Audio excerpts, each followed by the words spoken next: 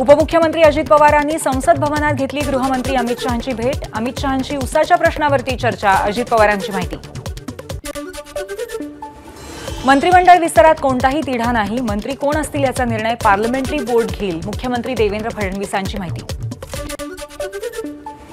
मंत्रिमंडळ विस्तारामध्ये भाजपचाच वरचष्मा राहणार, गृह खातं भाजपकडेच, तसंच अर्थ आणि महसूल खात्यासंदर्भात भाजप राष्ट्रवादीमध्ये चर्चा सुरू, नगरविकास खातं शिवसेनेला मिळण्याची शक्यता, सूत्रांची माहिती।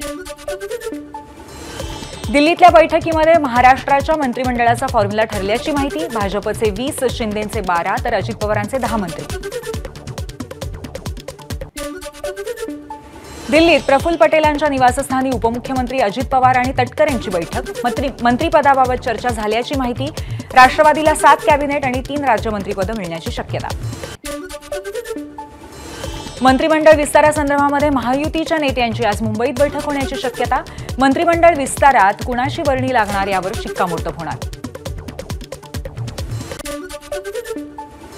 विरोधी पक्षनेते संदर्भात प्रस्ताव आला पाहिजे, प्रस्ताव आला तर नियमानुसार निर्णय घेतला जाईल, विधानसभा अध्यक्ष राहुल नार्वेकरांची प्रतिक्रिया।